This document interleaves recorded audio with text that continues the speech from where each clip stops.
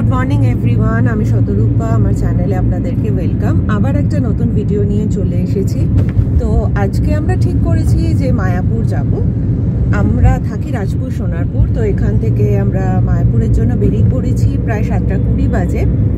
এবার day trip করবো না ওখানে নাইট স্টে করবো সেটা ডিসাইড করিনি, সেটা আমরা ওখানে গিয়ে অবস্থা বুঝে ব্যবস্থা নেব। আর প্রচণ্ড ঠান্ডা, এখন জানুয়ারি মাস চলছে, প্রচণ্ড ঠান্ডা। তো সকালবেলা উঠে নিজেদেরকে রেডি করে বের করাটা এটা বিশাল চ্যালেঞ্জ। ওই জন্য একটু দেরি হয়ে গেল, মানে আরও আগে বেরোলে হয়তো ভালো হতো। তাও আমরা কোনো রকমে রেডি হয়ে 7:20 বেরোলাম। এই ভিডিওতে আপনাদের সাথে পুরো রাস্তাটা শেয়ার করব। আর ওখানে গিয়ে যা দেখবো বা যা জানবো পুরোটাই আপনাদের সাথে শেয়ার করব। আমি মায়াপুর গেছি, তবে 2000 সালে 2000-এ মাধ্যমিক দেওয়ার পরে গেছিলাম। তো তখন আর এখনের মধ্যে তো অনেক তফাৎ। ফলে এখনকার সম্বন্ধে বা এখনকার মায়াপুরের মন্দির সম্বন্ধে কোনো রকম কোনো আইডিয়াই নেই। তখন তো ওই সময় মানে 24 বছর আগে তো একদমই অন্যরকম ছিল ব্যাপারটা। তুমি কবে গেছো?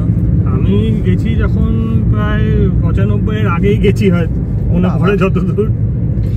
তো দুজনেরই নতুন মন্দির বা নতুন নিয়ম কানুন সম্বন্ধে কোনো রকম আইডিয়া নেই, একদমই ব্ল্যাঙ্ক মাইন্ডে যাচ্ছি। তো এটাও ভালো, একদম যা জানবো সেই মতো করে শেয়ার করতে থাকবো। তো ভিডিওটা দেখতে থাকুন, সঙ্গে থাকুন। আর প্লিজ চ্যানেলটা সাবস্ক্রাইব করুন। প্রায় 3 বছর হতে চললো ব্লগিং করছি, মাত্র 709 সাবস্ক্রাইবার। মাত্র বলবো না, 709 সাবস্ক্রাইবারটাও আমার কাছে অনেক, কারণ ভীষণ আনকরা ভিডিও, আনকরা ব্লগার। তো সেখানেও যে 709 জন সাবস্ক্রাইবার আছেন তারা রেগুলার ভিউয়ার্স, এটাও একটা বড় পাওনা। তো বাকিরাও যারা দেখছেন তারা প্লিজ সাবস্ক্রাইব করুন, প্লিজ প্লিজ। উইকিপিডিয়া থেকে জানলাম যে এই মায়াপুরের প্রাচীন নাম ছিল মিয়াপুর এবং এই স্থানটি ইসলাম অনুগামী মৎস্যজীবীদের বসতির জন্য পরিচিত ছিল। পরবর্তীকালে 20 শতাব্দীতে ভক্তি বিনোদ ঠাকুর এবং তারও পরবর্তীকালে ইস্কন দ্বারা এই অঞ্চলটির নাম মায়াপুর হিসেবে প্রচার করা হয়। আচ্ছা, গুগল দেখাচ্ছিল মা ফ্লাইওভার দিয়ে গেলে আমাদের 1 ঘন্টা বেশি লাগতো। তো আমরা ওই রাস্তাটা না ধরে আমরা চিংড়িঘাটার রাস্তাটা ধরলাম। ধরে এখন এটা হচ্ছে কি বনগা কুলপি রোড না অ্যাকচুয়ালি আমি বলছি এটা হচ্ছে কি, আমরা তো দিল্লি রোড হয়ে যাওয়ার প্ল্যান ছিল আমারও, কিন্তু ওদিক দিয়ে যেতে গেলে এখন অনেক সময় লাগবে। দিল্লি রোড হয়ে যাওয়ার প্ল্যান ছিল, রাস্তাটা খুবই ভালো, আমাদের জানা রাস্তা, আগেও গেছি। কিন্তু কৃষ্ণনগর দিয়ে বহুকাল আগে আমরা মুর্শিদাবাদ এসেছিলাম একবার, তখন রাস্তা খুব খারাপ ছিল। তো এবারে ওই রাস্তাটা ধরবো দেখার জন্য রাস্তাটা কীরকম আছে, আর টাইমটাও কম লাগবে এদিক দিয়ে গেলে। তো সেই জন্য আমরা বারাসাত হয়ে যাওয়ার প্ল্যানটা করেছি। বাজে এখন 8টা, আর এইটা আমরা ক্রস করছি উল্টোডাঙ্গা, বাগুইহাটি ফ্লাইওভার। বাগুইহাটি ফ্লাইওভার।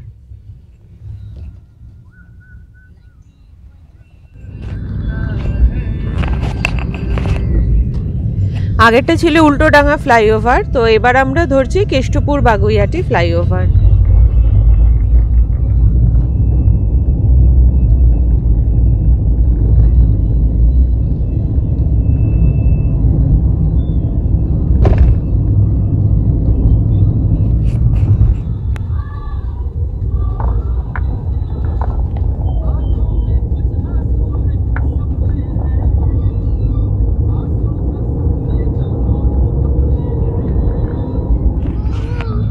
এই দেখুন পেছনে আমাদের ভারত বাংলাদেশ বাস।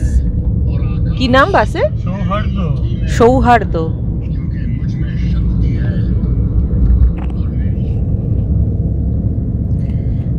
এই আমরা পৌঁছে গেছি ডাকবাংলো মোড়, ডান দিকে চলে গেল বসিরহাট, আমরা যাচ্ছি সোজা।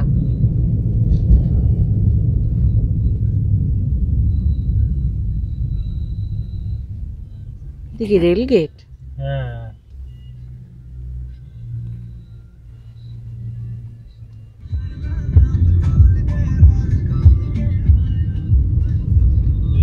আমরা সোজা যাচ্ছি কৃষ্ণনগরের দিকে। বাদিকে যে রাস্তাটা চলে গেল ওটা যাচ্ছে কি দেখালো? ব্যারাকপুর। ব্যারাকপুরের দিকে।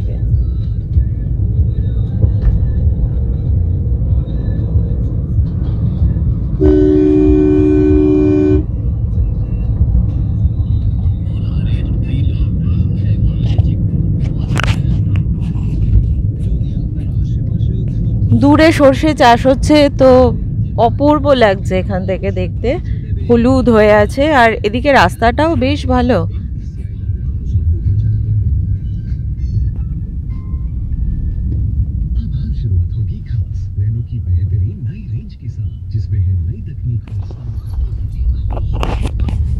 আচ্ছা, এটা হচ্ছে আমডাঙ্গা। এমনি রাস্তা ভালো, তবে রাস্তাটা বেশ সরু বলে মানে একটু ট্রাফিকের চাপ হয়ে যাচ্ছে। হ্যাঁ, সকাল সকাল বেরিয়ে যেতে পারলে এই রাস্তাগুলো ফাঁকা পাওয়া যাবে। হ্যাঁ, এখন বেশ গাড়ির চাপও আছে, আর রাস্তাটা সরু তো খুব একটা স্পিডেও নেওয়া যাচ্ছে না। এই যে দেখাচ্ছে, হ্যাঁ, বাদিক দিয়ে গেলে কাকিনাড়া, সোজা কৃষ্ণনগর, তো আমরা সোজাই যাব।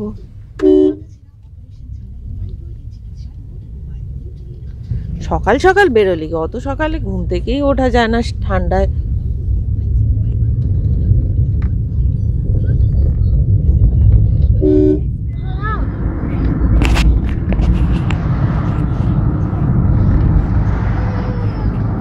এই দেখ, দিলওয়ালে দুলহানিয়া লে যাएंगे, সর্ষে ক্ষেত।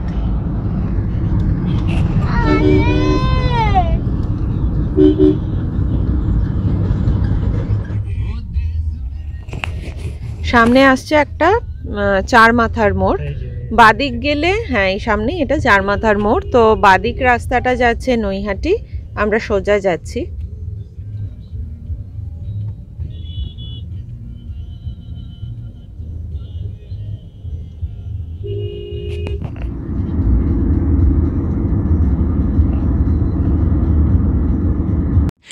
এবার এই নবনির্মিত মায়াপুর নাকি নবদ্বীপ ধাম অন্তর্গত প্রাচীন মায়াপুর কোনটা মহাপ্রভুর জন্মস্থান তা নিয়ে কিন্তু এখানে যথেষ্ট বিভ্রান্তি আছে। এখানে তো ইস্কন নির্মিত মন্দিরটি আছেই, প্রাচীন মন্দিরটি, তাছাড়া এখন নতুন চন্দ্রোদয় মন্দিরও নির্মাণ চলছে। সবথেকে বেশি যেটা চোখে পড়ে যে পাশ্চাত্য দেশ থেকে বহু সেবক এখানে এসে কিন্তু সনাতন ধর্ম গ্রহণ করে এখানেই বসবাস করছেন। এই ডান দিকে ফ্লাইওভার তৈরি হচ্ছে, এটা হচ্ছে বড়জাগুলি, আর ফ্লাইওভারটা হচ্ছে বলেই নিচে রাস্তাটা আমাদের ধরতে হলো। তো রাস্তাটা বেশ বাজে, আমরা অলমোস্ট নাচতে নাচতে যাচ্ছি, ঢেউ খেলানো। আর এটা বাজার, পুরো বাদিকটাই বাজার, দোকান, বাবা একদমই ঢেউ খেলানো রাস্তা।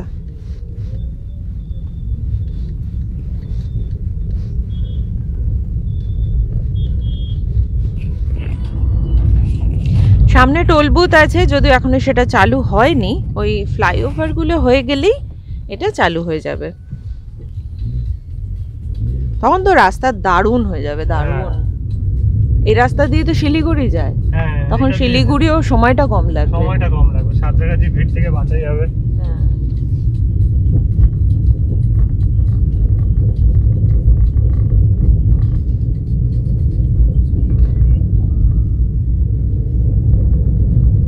কনস্ট্রাকশন ওয়ার্ক হচ্ছে ঠিকই, তবে মানে এটা একটা একান্ত অনুরোধ আর কি, যে এই ডিভাইডারে আর যাই হোক, ফ্লাইওভার হোক, ফ্লাইওভারের দুপাশে যতটা সম্ভব যেন গাছ লাগায়, নইলে বড্ড ন্যাড়া ন্যাড়া লাগছে রাস্তাগুলো। কনস্ট্রাকশন ওয়ার্ক আমাদের ভালোর জন্যই হচ্ছে, কিন্তু এই যে এত ন্যাড়া দুপাশটা, মানে এটা কিন্তু কোথাও গিয়ে প্রচণ্ড কষ্ট দেয়, যে এইভাবে তো নিজেদের সুবিধার জন্য নষ্ট করছি সব কিছু। তো এটা একটা রিকোয়েস্ট আর কি অথরিটি, কনসার্ন অথরিটির কাছে, যে প্লিজ একটু গাছ লাগান, আরও বেশি করে ডিভাইডারে লাগান। ফ্লাইওভারটাকে বিউটিফিকেশন করার জন্যই না হয় দুপাশে একটু গাছ লাগিয়ে দিন, টবেই রাখুন, তাও রাখুন। এত ন্যাড়া ন্যাড়া না, মানে ভালো লাগে না ঠিক।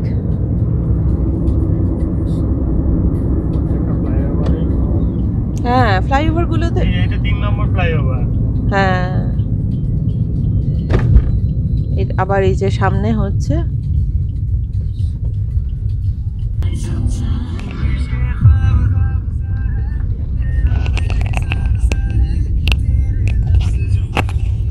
বাদিকে চলে গেল কল্যাণী এক্সপ্রেসওয়ে। আর এই যে আবার এখানে ফ্লাইওভারে কাজ হচ্ছে, তাই আমরা নিচ দিয়ে যাচ্ছি। হ্যাঁ, এটা আরেকটা ফ্লাইওভার, ওটা শেষ হয়ে গেছে, আবার এটা। তো ফ্লাইওভারগুলো যা দেখলাম আমরা, যে আর বেশি দিন নেই, খুব শিগগিরই এগুলোর কাজ শেষ হয়ে যাবে, তখন তো একদম মানে দারুণ রাস্তা হয়ে যাবে, এটা মসৃণ রাস্তা হয়ে যাবে একেবারে। তো এই কনস্ট্রাকশন ওয়ার্ক চলছে বলে বাবারে ফ্লাইওভারের নিচের রাস্তাগুলো একটু খারাপ হয়ে রয়েছে।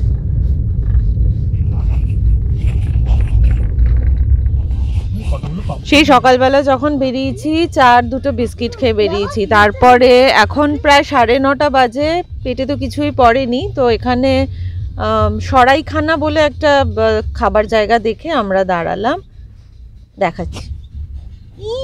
পিছনে এসে গেছে পুটি, দিস ইজ মাই পুটি। এই যে সরাইখানা, দেখি কি পাওয়া যায়। আমরা দাঁড়িয়েছি এই জায়গাটার নাম বিরোহী, নদিয়ার সরাইখানা। তো ব্রেকফাস্টে আমরা নিলাম হাত রুটি আর আলু পেঁয়াজ কলি ভাজা। সকালে কোনো ভাজা ভুজিতে নেই আমরা আপাতত। এটাই ভালো বলো।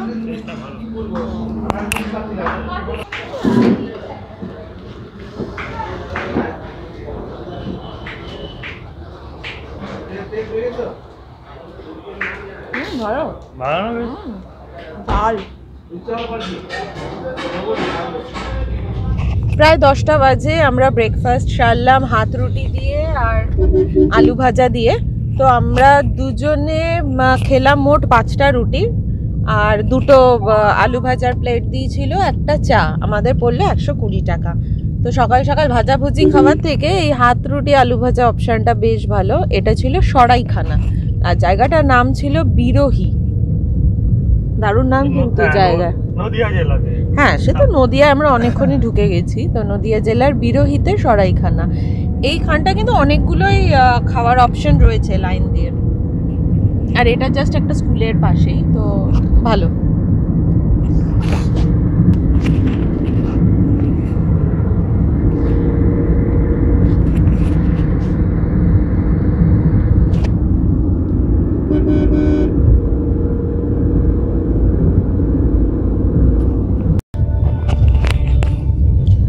চাকদা চৌমাথা।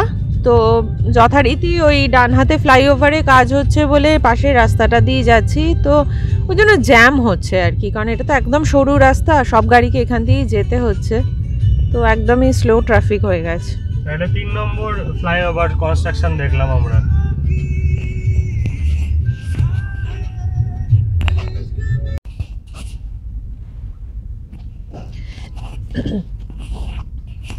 এই রানাঘাটের এই জায়গাটায় রানাঘাটের এই জায়গাটায় আমরা প্রায় আধ ঘন্টা ধরে ফেসে আছি, যেহেতু ওই ডান দিকে কাজ হচ্ছে আর এই সরু রাস্তা দিয়ে সবাইকে যেতে হচ্ছে। তো গাড়ি তো প্রায় এগোচ্ছেই না। এইটুকু ক্রস করতে আমাদের কিন্তু প্রায় আধ ঘন্টা লেগেই গেল। ও, এখানে লেভেল ক্রসিং রয়েছে, ওই জন্য আরো বেশি হচ্ছে। হ্যাঁ, তার মধ্যে এমন রাস্তা যে মানে একটাই লাইন যেতে পারছে গাড়ির, এত সরু।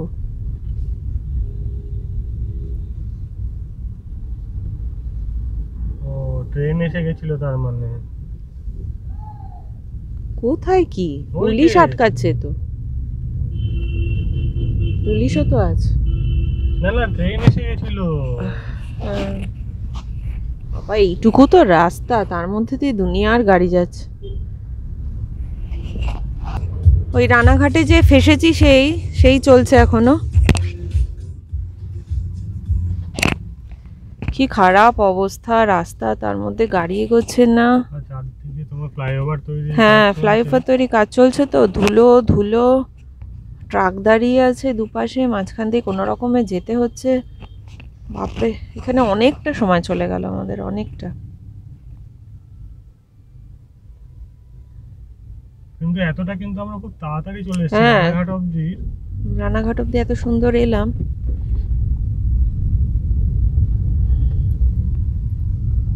তবে আমার মনে হয় রানাঘাটের এই মোড়টার পর থেকে রাস্তাটা আশা করি ভালো হয়ে যাবে।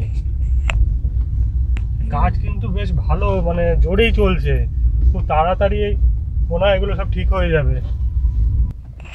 এই এরিয়াটুকু পেরোলে যদি রাস্তাটা বেটার হয় আর কি। মানে অনেকক্ষণ ধরে এই জায়গাটায় ফেসে আছি আমরা, তো পৌঁছানোর টাইমটাও তো দেরি হয়ে যাচ্ছে।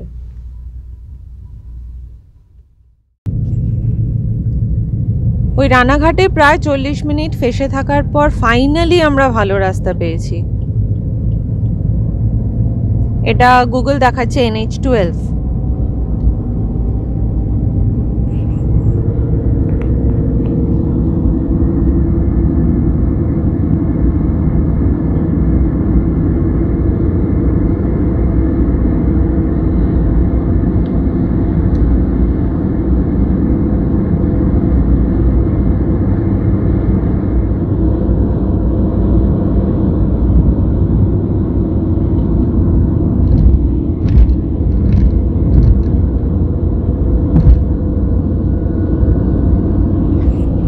এই স্ট্রেচটা কি দারুণ, গাড়ির চাপও নেই, রাস্তার দুপাশে আম গাছে ভর্তি।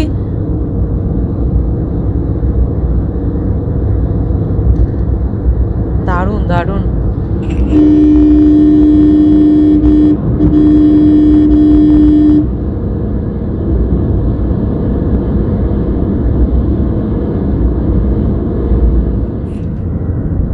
বাজে এখন 10:50। আমরা ঢুকে গেছি শান্তিপুর। এই যে রাস্তায় শাড়িগুলোকে কিরকম টান টান করে আর কি পেতে রেখেছে,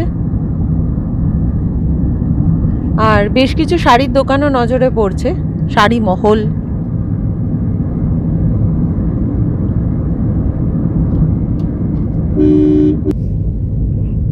এগারোটা 10 বাজে। আমরা প্রায় চলেই এসেছি। গুগল দেখাচ্ছে যে মন্দির অবধি আর হচ্ছে 11 কিলোমিটার ডিস্টেন্স। তো এই মুখটা থেকে আমরা বাদিকে নিয়েছি, যেখানে লেখা আছে সোজা গেলে বহরমপুর আর বাদিক টার্ন নিলে মায়াপুর। ওই রানাঘাট আর বড়জাগুলির ওই মানে ওই স্ট্রেচটুকু বাদ দিয়ে বাকি কিন্তু আগে পিছে পুরোটাই দারুণ রাস্তা। তো কলকাতা থেকে আসার সময় খুব স্বচ্ছন্দেই আর কি এই রুটটা ধরা যায়।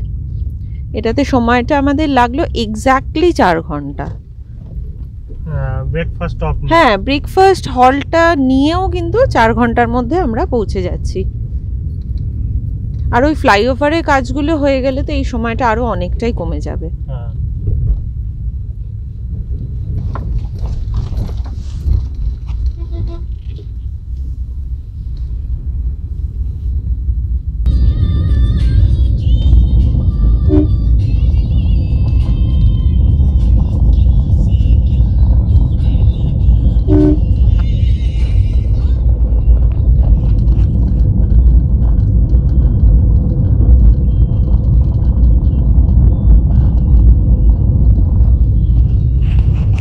ওই রেলগেটটা পেরোনোর পর থেকে কিন্তু এই রাস্তায় মানে বড় গাড়ির চাপ নেই। টোটো আর অটো প্রচুর চলছে এই রাস্তাটাতে।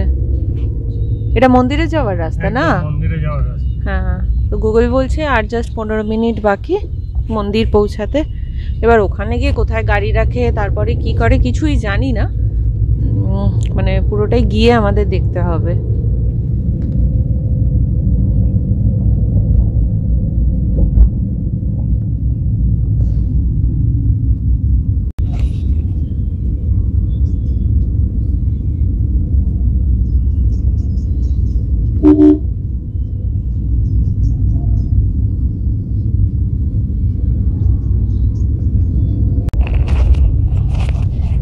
নতুন মন্দিরটা সামনে দেখা যাচ্ছে। ক্যামেরায় তো মানে যা আসছে সামনে থেকে যে কি অপূর্ব লাগছে, একদম চকচক করছে রোদটা পড়ে না, তাও কুয়াশা আছে বলে, ঝাপসা নইলে কি সুন্দর চকচক করছে চূড়াগুলো। দারুণ একটা ভিউ পেলাম।